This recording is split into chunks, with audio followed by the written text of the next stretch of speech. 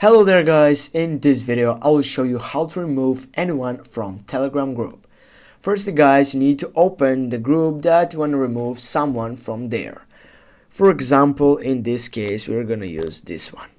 Right after that you need to go on the name of the group by tapping on it, and on your right upper side you have the pen side. Click on that.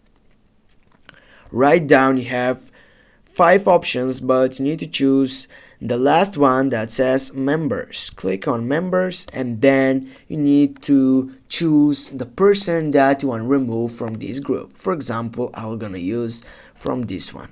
Now I have 2 options by promoting to admin or removing from the group. I will go and select the second selection, remove the group.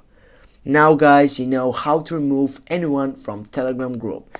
Thanks guys for watching. Don't forget to hit that like and share the video. Have a nice day. See you soon.